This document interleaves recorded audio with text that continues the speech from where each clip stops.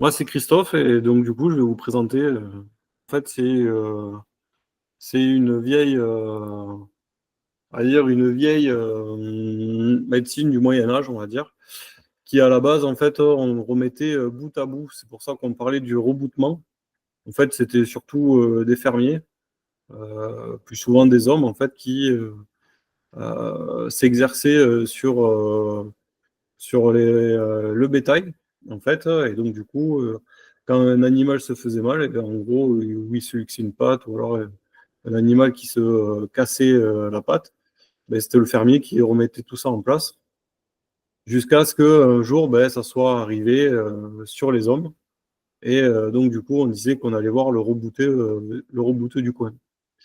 Et donc, au fil des siècles, la technique s'est un peu perdue et on va dire que c'est l'ostéopathie qui a repris, qui a repris certaines techniques des rebouteux.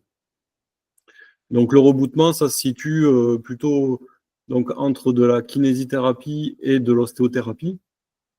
Voilà, en fait, le kiné, lui, il va faire des mouvements, il va faire reprendre des muscles.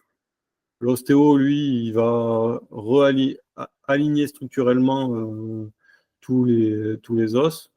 Et en fait, de par mon expérience, quand je reçois les gens à la maison, ben, quand je leur demande ce qu'ils font, leur kiné et leur ostéo, ben, en fait, ils font pas du tout ce que on va dire, un rebouteux fait. Donc, aller chercher les tendons, les nerfs et les muscles. Alors après, forcément, il y en a qui le font, mais pas tous.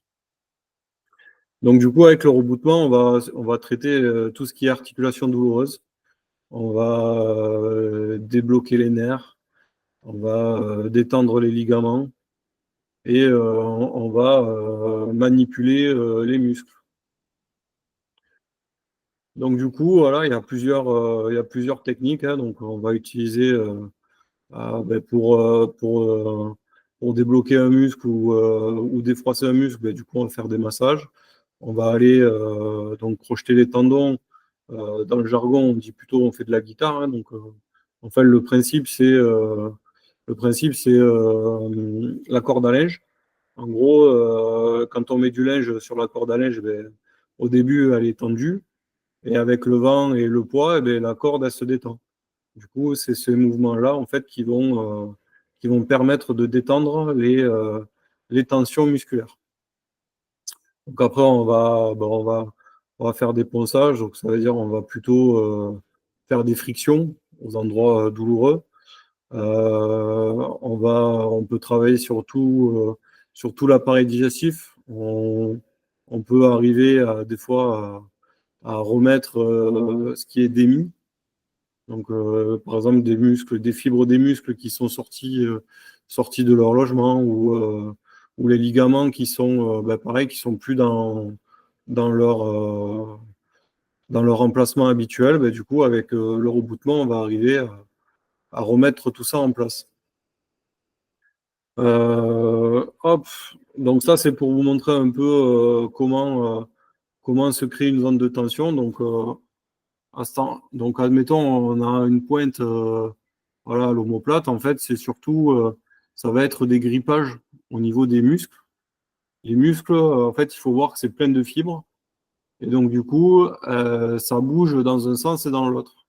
Et donc, des fois, ben, les muscles, ils vont se gripper les uns par rapport aux autres, et c'est ça qui va créer le blocage. Donc, du coup, avec donc les mains, ou certains utilisent, on va dire, des objets. Alors, ça peut être des bâtons en pierre ou des bâtons en bois, hein, pour venir utiliser des outils. Donc, on vient débloquer tout ce qui est tendu. Donc, en gros, tout ce que vous voyez qui est en rouge et en blanc sur les schémas, eh bien, en fait, c'est toutes les zones d'action qu'on peut utiliser avec le reboutement. Donc, du coup, par exemple, si il y a un problème à ce niveau, au niveau du ligament, là, ben, en fait, on va venir aller chercher. Donc, en fait, c'est comme si on va sentir, en fait, par exemple, que ici, c'est inflammé. Parce que ça sera tendu et ça sera vraiment rigide. Donc on arrive à sentir vraiment la sensation sous les doigts des tendons et des nerfs qui sont vraiment pincés. Donc du coup, donc forcément, ben, le reboutement, en gros, en soi, c'est quelque chose qui fait, alors, qui peut faire mal, parce que du coup, on va chercher les zones qui font mal. Mais en gros, comme on dit, c'est un mal pour un bien, parce qu'après, bah, du coup, une fois que la tension, elle est relâchée, en gros, ben, on sent du mieux instantanément. En fait, c'est des fois même les gens disent que c'est une douleur qui fait du bien, parce que du coup, ça les soulage vachement. Donc, il y a moi, j'applique quelques principes depuis le temps que, voilà, que je pratique. Donc, il y en a 5 en tout, hein. Donc, en fait, je pars du principe qu'on est créateur de nos mots et que, en gros, ceux-là, ils sont là pour nous informer. Donc, ça veut dire que, on a quelque chose à comprendre et à apprendre de nos douleurs. Le premier grand principe, c'est la longévité. Donc, ça veut dire que plus de temps, plus de temps on a mal, et ça peut mettre autant de temps à partir. Parce qu'en fait, on verra, après, il faut aller chercher la cause réelle, qui en gros n'est pas l'accident qui a provoqué le mal. Par exemple, je tombe dans les escaliers ou je loupe un trottoir et je me fais une entorse. Mais c'est plutôt en amont, en fait, il y a eu, on va dire, une émotion qui a pas été, entre guillemets, digérée ou accueillie correctement. Et donc, du coup, c'est ce qui va créer notre mal ou nos mots, MAUX. Et donc, du coup, le but, c'est d'arriver à mettre des mots MOTS dessus. L'autre principe, c'est le corps souverain. Donc, ça veut dire ce que le corps crée, ben, il est capable de le défaire. Donc, en fait, c'est pour ça que des fois, ben, on va sortir du lit et d'un coup, on va avoir une douleur, on ne sait pas d'où elle sort. On peut se rendre compte qu'on n'a pas besoin de faire de sport ou on n'a pas besoin de trébucher ou tomber pour se faire mal. Voilà. Bon, des fois, on va attribuer ça, oui, c'est parce que je suis sorti du lit ou parce qu'il y avait un courant d'air, mais en fait, c'est pas vraiment la cause, hein. C'est vraiment une émotion qui vient créer un blocage. L'autre principe, c'est écouter ou ne pas écouter. Donc, en fait, on peut dire qu'on a un choix. Voilà, c'est où on écoute et, euh, et donc, du coup, ben, la douleur peut disparaître. Ou alors, ben, on décide de ne pas écouter et c'est là que, on va dire que la douleur va empirer et que, on peut arriver à une fracture, voire une amputation, parce que on veut toujours pas se mettre des mots dessus. Et le dernier, c'est la compréhension. En fait, la compréhension, c'est le plus important dans comment dire, dans la guérison, hein. C'est vraiment, une fois qu'on a écouté donc, nos mots MAUX, ben, ça permet de mettre des mots MOTS dessus. Et nombre de cas que j'ai eu à la maison, quand ils ont mis des mots dessus, ben, la douleur a quasiment disparu instantanément. Donc ça, c'est pour un peu essayer d'imager, on va dire, la chose. Donc ici, on a un petit garçon. On a un petit garçon là, et ce que vous voyez en bleu, j'ai essayé de matérialiser donc l'aura. L'aura, on va dire, c'est nos corps énergétiques qui se voient pas. Et donc du coup, le petit garçon, ben, il dit à son papa, voilà, qu'il aimerait faire de la musique. Et donc le papa, il dit non, non, tu feras pas de la musique, le foot, c'est bien, tu feras du foot. En fait, en faisant ça, le papa, ben, on voit là, des petites flèches qui viennent percuter l'aura. Et en fait, on va dire que c'est en train de générer quelque chose. Donc le petit garçon, à l'intérieur, il est en train de vivre une émotion. Et en fait, ici, c'est en train d'avancer tout doucement pour que, à un moment donné, où il arrive à accueillir cette émotion de tristesse ou de colère ou de frustration, en fait, Et s'il arrive à accueillir, ben, du coup, ça va traverser. Et s'il n'arrive pas à accueillir, ben, ça va venir se cristalliser dans son corps. Donc du coup, ben, à un moment donné, ben, il va avoir l'impact émotionnel. Donc ça peut arriver de suite dans la seconde ou ça peut arriver plus tard. En fait, c'est pour ça que des fois, on peut ne pas se faire mal de suite. Par exemple, moi, pour un exemple, combien de fois j'ai marché dans des nids de poules et je pensais me tordre la cheville et puis en fait, si j'ai rien eu. Et par contre, 3 jours plus tard, eh ben, c'est là que j'ai commencé à avoir mal. En fait, il y a toujours un délai, il peut y avoir toujours un délai ou pas, ça dépend, entre le moment où on vit l'émotion et le moment où ça se cristallise. Donc du coup, le petit enfant, ben, pour faire plaisir à ses parents, ben, du coup, il va aller faire du foot. Et donc du coup, ben, le premier entraînement de foot, ça va bien se passer. Le deuxième, ben, ça va bien se passer. Et puis le troisième, là, pam, il prend un mauvais coup et en fait, ben, du coup, il se fait mal à la cheville. Donc les parents vont voir un médecin et verdict, c'est une entorse de la cheville. Donc en gros, si on prend la fiche du petit garçon, donc l'entorse. Donc en fait, quand on parle du mot, donc le mot entorse, on voit que quand on regarde dans la définition, donc on a la première définition, c'est la, c'est la définition du mot entorse, hein. Donc c'est une lésion traumatique d'une articulation, et comme la langue française est bien faite, eh bien, elle a une deuxième signification qui est atteinte portée à quelque chose, ou manquement à quelque chose, entorse au règlement.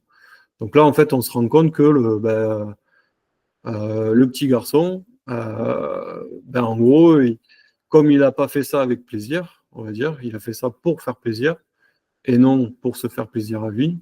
Donc en gros, il a fait une entorse à son règlement et donc ça lui a créé une entorse. Donc du coup, tout ça, en fait, c'est toujours pareil. En fait, je vais poser des questions aux gens pour essayer de trouver vraiment la cause réelle. Donc ça veut dire que, voilà, on va dire, ben, on voit que la cheville, en fait, la cheville, ça permet d'aller dans toutes les directions. Donc le pied, il permet de bouger. Et la cheville, c'est vraiment ce qui permet de choisir la direction. Et donc quand on se fait une entorse, ben, en général, le pied, il ne peut plus trop bouger. Donc ça veut dire qu'il y a un blocage au niveau de l'articulation. Donc c'est là où notre corps nous prévient et nous dit, ben, tu vois, là, tu voulais aller quelque part, eh ben, tu vois, ça n'a pas marché. Et donc, du coup, souvent, c'est plutôt notre ego, ouais, qui va dire non, mais moi, qui comprend pas et qui veut avoir raison. Et la vie, en général, comment dire, ben, nous met sur le chemin qui nous va le mieux. Donc, du coup, ben, on va essayer de creuser un peu plus en posant des questions. Donc, voilà, ben, il y a quelque chose qui ne va pas dans votre sens. Qu'est-ce qui n'irait pas? Et en fait, on peut s'imaginer la conversation avec les parents. Ben, voilà, ben, mon fils voulait faire de la musique et ben, on l'a mis au foot. Ben, dans ce cas, la solution, en soi, c'est de le mettre à la musique et de ne pas continuer à le mettre au foot. Sinon, derrière, en fait, ben, l'enfant, qu'est-ce qu'il va faire? Ben, il va faire des entorses à répétition, voire jusqu'à une rupture des ligaments de la cheville pour que le garçon puisse arrêter de faire du foot et se mettre à faire autre chose parce que ça ne lui convient pas. Non. Donc voilà, après, bon, ça c'est une petite anecdote, hein, c'est juste pour vous spécifier qu'en gros, on a, ça corrèle bien l'histoire parce qu'en fait, un jour, j'ai reçu une personne en consultation et donc elle avait un problème à l'épaule droite. Et, et donc, cette personne, voilà, toujours pareil, l'épaule, c'est une charge, donc c'est un poids, c'est quelque chose qu'on va porter, comme porter un sac à dos. Et donc, cette personne, elle avait mal à l'épaule droite. Et donc, pareil, je commence à discuter avec cette personne. Et donc, le côté droit, c'est le côté masculin. Donc, je commence à lui poser des questions sur ben, est-ce qu'elle a un mari, est-ce qu'elle a elle a un père, est-ce qu'elle a un frère, est-ce qu'elle a un enfant? Et là, elle me dit non, elle me dit non, j'ai rien de tout ça, j'ai plus de mari, mon père il est mort, j'ai pas de fils. Voilà, et donc toujours pareil, on continue de creuser. Donc du coup, ben, elle était à la retraite, donc plus d'activité, rien à voir avec le côté droit. Et donc du coup, elle me dit non, non, je vois pas. Je dis pourtant votre corps est en train de vous dire, il est en train de vous dire quelque chose. Donc du coup, je fais mes manipulations, ce qui permet qui lui permet déjà de récupérer du mouvement au niveau de l'épaule, parce qu'elle avait complètement le bras entre guillemets en écharpe, elle pouvait plus lever le bras. Et donc du coup, en général, je finis la séance par un peu de magnétisme. Et, euh, et donc du coup, quand je fais du magnétisme, c'est là où j'ai d'autres facultés qui s'activent. Et donc je commence à voir des bateaux. Et en fait, ça tournait autour du thème de la marine. Voilà, de la marine, des bateaux, des barres de bateaux, tout ça. En gros, je voyais des images qui me parlaient de ça. Et ben, comme on est dans un domaine où des fois on sait que les gens peuvent ne pas être réceptifs à ce genre de choses, en fait, la personne, quand elle se relève, en fait, elle me dit, ah, ben, vous m'avez fait du... Elle me demande si je lui ai fait du Reiki. Alors, je lui dis, non, non, c'est pas du Reiki, c'est du magnétisme. Et donc, du coup, vu qu'elle connaissait ce genre de pratique, je lui ai demandé si elle était OK pour que je lui raconte ce que j'avais reçu comme message. Et donc, du coup, je lui raconte que j'ai vu plein de signes en lien avec la marine. Et donc, du coup, à la fin de la conversation, en fait, elle me raconte que elle a 2 semaines avant, en fait, elle a appris le décès de son ex-mari qui travaillait dans la marine marchande. Donc, en fait, ça lui a créé une émotion, alors ou de la culpabilité, ou de la tristesse, ou de la colère, en fait, qui est venue se loger dans son épaule droite. Donc, du coup, ça lui a permis de mettre des mots sur quelque chose que, entre guillemets, elle ne pouvait pas voir à ce moment-là, qui, en gros, l'avait beaucoup impacté, mais ça lui est pas arrivé de suite. En fait, il y a eu le temps, il y a eu le temps d'incorporation dans le corps, de l'émotion et de l'annonce, en fait. Et donc, du coup, elle s'est traînée ça pendant une semaine ou deux avant de venir pour essayer d'aller mieux, quoi. Donc voilà, après des exemples comme ça, j'en ai plein. Euh, donc ça, c'est voilà, c'est un plus, on va dire, c'est un plus de vouloir, entre guillemets, accompagner les gens dans leur guérison. Parce que le rebootement, au final, c'est que des actions mécaniques qui permettent vraiment de soulager. Donc j'ai des gens qui me disent, moi, je veux juste être soigné et voilà. Donc je leur dis, ben, écoutez, pas de souci, mais on risque de se revoir dans pas longtemps parce que du coup, ils n'appliquent pas la fin de la méthode qui permet de prendre conscience de pourquoi est-ce qu'on a mal et d'aller beaucoup mieux. Donc voilà pour ma présentation. Voilà, donc si vous avez des questions sur ce que peut vous dire votre corps, je suis là.